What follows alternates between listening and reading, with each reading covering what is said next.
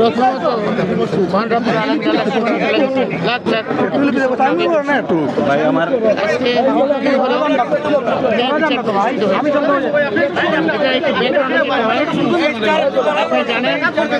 আমাকে ধরা হয়েছিল 21শে আগস্ট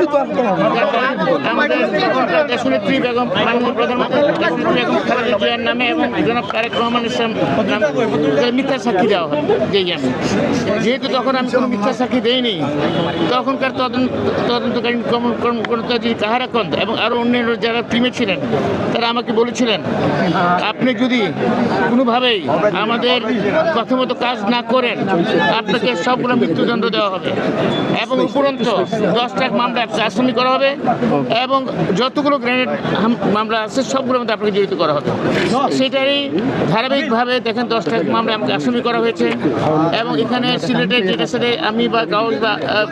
আরিফ কেউ কোনো জড়িত না, তাদেরকে আমাদের আসামি করা হয়েছে ওই একই কারণে এবং আমাকে সাথে ওদেরকে জড়াই দিয়েছে এই কারণে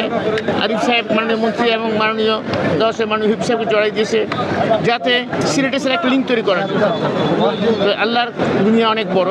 আল্লাহর বিচার সবার আগে, আল্লাহর বিচার হয়েছে এবং ইনশাআল্লাহ তারা আজকে দেখেন শেখ হাসিনা কোথায় আর আমরা কোথায়।